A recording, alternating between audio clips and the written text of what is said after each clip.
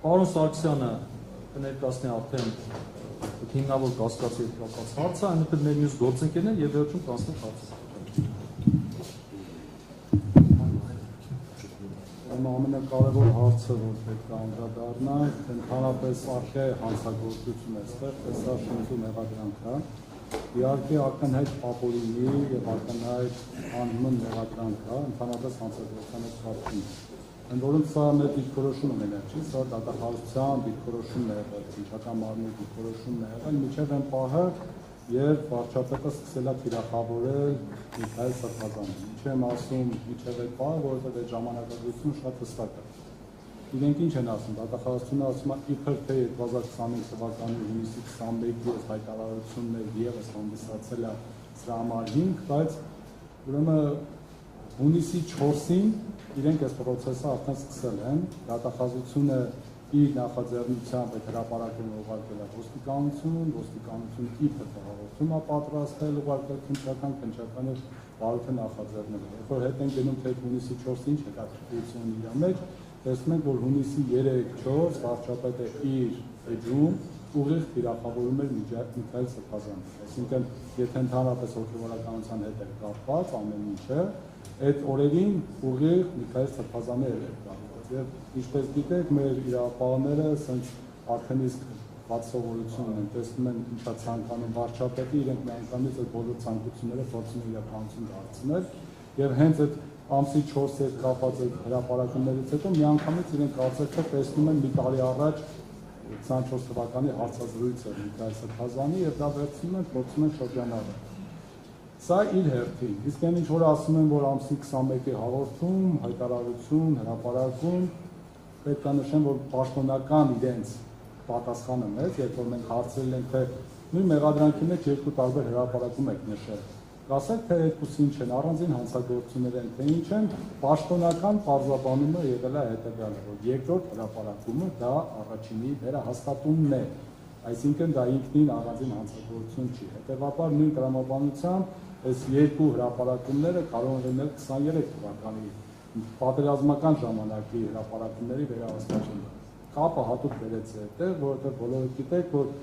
հրապարակվել է համացանցում Դանիել Եղնիսյանի հարցում ու պատասխանը։ Տեսեք, այստեղ ամենակարևոր բանը որ կա, սա հենց բերում է նրան, որ սա քաղաքական հետապնդում է եւ դատախազությունը իր դիրքորոշումը եւ կառավարության աշճանով փոխել է բացառապես վարչապետի հայտարարությունների եւ գուցե հանձնարարության արդյունքում։ Եթե այստեղ գրած է, որ 2023 թվականի սեպտեմբերի 26-ի հարցազրույցում բառերը շատ կարևոր են, հա, որ ռազմական հեղաշրջում պետք է արվի, թե չէ Հայաստանը կվերածվի Էրմենիստանը։ Ուրեմն իրենք այս հաղորդումը երբ ուսումնասիրել են, հենց նույն դատախազությունը գրել է, որ իրենք ուսումնասիրել են, վերահաստատում են, որ ձեր հաղորդման մեջ նկարագրված հանգամանքները չի հաստատվում այնպիսի դեպք, գործողություն, անգործություն, որը որ ենթադրել հանցագործություն։ Հիմա դատարանում մեղադրանքի կողմը քննիչը դատախազը ասում են, որ այս ամբողջ հարցազրույցի մեջ հիմնական խնդիրը դա հենց այն որ ասում է ռազմական հեղաշրջում պետք է արվի, որ գեներալից այդ ուժային կառույցները պետք է անեն։ Հիմա հարց են տալիս, ասենք ընկերներ, 23 թվականին ռազմական հեղաշրջում, գեներալից այդ նույն բառերի վերաբերյալ հայտարարությունները դուք եք գիտել հանցագործություն։ Ինչպես եղավ, որ հիմա հանցագործություն է։ Իրենք առաջին փուլում սկսեցին ասել, որ իրենք տեղյակ չեն սրա մասին։ Սա ամենաառաջի աբսուրդն է, որ դատախազությունը իբր թե տեղյակ չէ, այնինչ նույն պաշտոնատար անձն է այս ամեն ինչի մեջ շրջանառվել դերակցություններով համապատասխան վարչության պետը, երբ որ 2023 թվականին հաստատվել է, որ հանցագործություն չկա, 2024 թվականին դիտարկել են, որ հանցագործություն կա։ Ինչ է այստեղ ամենակարևորը։ Ասենք, հիմա մենք անդրադառնանք մնացածին։ Ուրեմն քրեական դատավարության օրենսգիրք է սահմանադրությունը արգելում է կրկին անգամ դատվելը։ Իսկ կրկին անգամ դատվելը դա այն չի, որ դատավճիռ պետք է լինի, դա խոսքը գնում է նրա մասին, թե պետությունը նույն հանցագործության հետ կապված, նույն արարքի հետ կապված, նույն դեպքով գտնում է, որ անձի արարքում հանցագործություն չկա, եւ քրեական հետապնդում չի հարուցում նրա նկատմամբ։ Ուրեմն քանի այդ որոշում ուժի մեջ է, չի կարող պետությունը նույն հանգամանքներով անձի նկատմամբ նորից վարույթ կառուցել։ Հիմա իրենք դա արել են, սխախտում արել են, եւ սա դրա համար եմ ասում, ակնհայտ ապօրինի քրեական հետապնդում։ Սա ուղիղ բացառում է եւ նույնիսկ կալանքն է բացառում։ Կալանքի հետ կապված դատարանը պարտադիր պետք է ուշադրություն դարձնել այս հանգամանքին։ Արդյոք քրեական հետապնդումը բացառող հանգամանք է թե չկա, Իսկ սա ուղիղ բացառող է, եւ եթե կա, պետք է մերժել միջնորդություն։ Մի քիչ առաջ ընկնելով ասեմ, որ մեր դժվարանում եմ իր մասով ասել դատավոր, բայց դատավոր Մասիս Մելքոնյանը բացարձակապես չէ տիրապետում այս իրավական նորմերին, ինչը կապված նրան բացառիկ ենք հայտնել անձեռնահասության հիմնավորմամբ, որովհետև երբ որ նրան ասում էինք, որ դու պարտավոր ավելին ասեմ, միջնորդեցինք, ասենք քննչական մարմնից եւ դատախազությունից պահանջի այդ համապատասխան արձանագրություն կլինի, փաստաթուղթ կլինի, որը որ հաստատվել է, որ քրեական հետաքննությունների առանցքում եւ հիմնավորում էին, որ այստեղ կրկին անգամ դատվելու խնդիր կա եւ կալանքի իրավաչափության։ Դատավորի պարզաբանումը ցնցող էր, որը որ ուղղակի երևի պետք է իրենք իմանան ում այդ գործ ունեն, նրանք նորից թեստավորում անցկացնեն, ասեց, որ այս փուլում ինքը ընդհանրապես չի կարող անդրադառնալ կրկին անգամ դատվելու սկզբունքին, որտեղ ինքը դատապարտել չի կայացնում։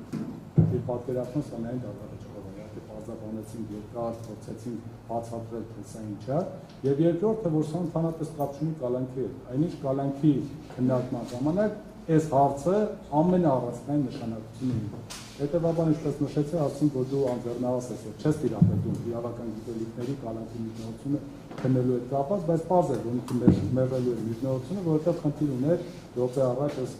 հարցը հասցնել են կետին, որտեղ որ ինքը գտնում է։ Հիմա տեսեք, հաջորդ հարցը։ Նրանք երբ որ խոսում են երկրորդ դրվագի մասին, եթե ինքնին առանձնացնենք 25 թվականի հունիսի 21-ի հարցազրույց, դա շատ պարզ ասում է, որ ես իշխանություն զավթելու ոչ չեմ արել։ Ես ասել եմ, որ պետք է այդ անձին մեկուսացվի, այսինքն ուժային կառույցները պետք է մեր երկիրը թոփուտ ասած փրկեն, ընդ որում իր հարցազրույցների ժամանակ ինքը անդադար շեշտադրումներ է անում, որ ինչ է նշանակում արարատական հանգիստ ապրենք, արցախական հանգիստ ապրենք, սատան հանգիստ ապրենք, եւ տանում է նրան, որ այստեղ դավաճանական քայլեր են տեսնում։ Հիմա բոլորիս համար է այս հարցը բարձրացնում։ Այսինքն Հայաստանի Հանրապետության քաղաքացիներ, եթե այս ամեն ինչի վերաբերյալ օրինակ մի մասը ունի մոտեցում, որ իշխանությունը դավաճանական քայլեր անում, եւ արդար դրա մասին խոսում է ու ասում է, որ ուժային կառույցները այդ մահացան, պարտադիր պետք է արձագանքի, եւ եթե դավաճանություն է, ուրեմն պետք է անձը ձերբակալվի։ Հիմա եթե որևէ մեկը դրա մասին հարցազրկել է, նշանակում է, որ դուք էլ եք կոչ անում, որ իշխանությունը զավթեն։ Այնինչ սա ազատ խոսք է, սա քննադատություն է, ինչի մասին Միքայել Սրբազանը նաև հայտնեց եւ հայտնել է միշտ, եւ իր խոսքում ասում է, որ պատերազմական ժամանակից դեռևս դրա մասին ասում է։ Հիմա եկեք նորից փորձեմ ավելի մատչելի ասեմ, որպեսզի մեր հանրությունները եւս հասկանան։ Տեսեք, եթե 2020 թվականից սկսած Միքայել Սրբազանը նույն բանի մասին խոսում է, եթե խոսեց 20 թվականին 21, 22, 23, 24, 25, հիմա պետք է հասկանալ, եթե դուք 24-ն ու 25-ը դիտարկել եք կրկնություն, արցածակն ինչի 24-ն ու 25-ը 23-ի կրկնությունը չի, ինչի 23-ն ու 22-ի կրկնությունը չի, որովհետև բոլորը նույն մտքերն են։ Հիմա այստեղ է հարցը, որ ոնց հաստատվում դատախազություն եւ քննչական մարմին, որ մի անգամ, քանի դեռ վարչապետը չէր թիրախավորել հոգեվորականներին, ծերմով սա նորմալ է, որևէ հանցագործություն չկա։ Հենց թիրախավորեց մի անգամից վերածեց հանցագործություն։ Բայց սա էլ եթե մի կողմ թողնենք, տեսեք, պետությունը հանձնված դատախազության պաշտոնապես ասել է, որ այդ կոչերը, ինչ որ դու ասել ես, իր մեջ հանցագործության տարեր չի բաղում։ Հիմա քաղաքացին դա իմանալով կարող է ազատ շարունակել նույն մոտեցումը, ասել, որ ես քանի որ որևէ հանցագործություն չի պարունակում, նույն ոգով շարունակել։ Եթե դու պետություն դա ասել ես, հակառակը անելու իրավունք չունես, բայց իրենք տեսնում են, որ կոնկրետ քաղաքական ենթատեքստ ունեցող իրավիճակ են ստեղծել եւ որոշել են անձին կալանավորել, ինչի մասին նրանք բոլորը քաջատեղյակ էին, որովհետեւ դատական նիստի ժամանակներ որևէ հարցի, որևէ իրավական պատասխան հնարավոր չի եղել լսել,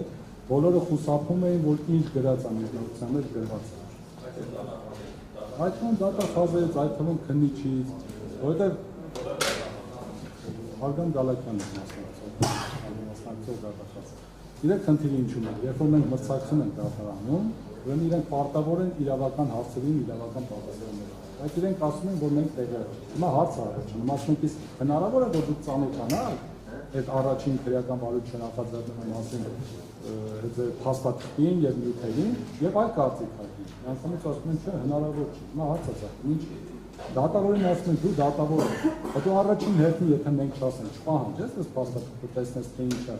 չի ուզում ծանոթանալ։ Այստեղից է եւս մեկ անգամ հաստատվում է, որ որոշումը արդեն կայացված է եւ որևէ կերպ հնարավոր չէ դիմելու դա այդ պահին դեպքում։ Չնայած որ իրավական առումով մեր փաստարկները ամենաուժեղագույնն են, ամեն գործով չէ, որ նման փաստարկներ մենք կարողանում ենք ունենալ, իսկ այստեղ ըստ փաստարկների ստեղծան ախտորը։ Սա ընդհանուր առմամբ հիմնավոր կասկածի մասը, որը որ կուզենայի անդրադառնայի, ավելի խորը մենք հետագայում նաեւ դատանի որոշումը ծանոթանալուց հետո այդ հարցին կանդրադառնանք։ Ես պարոն Սարգսյան հիմնավոր կասկածի մասով լրացնեմ։ Հարգելի լրագրողներ, տեսեք,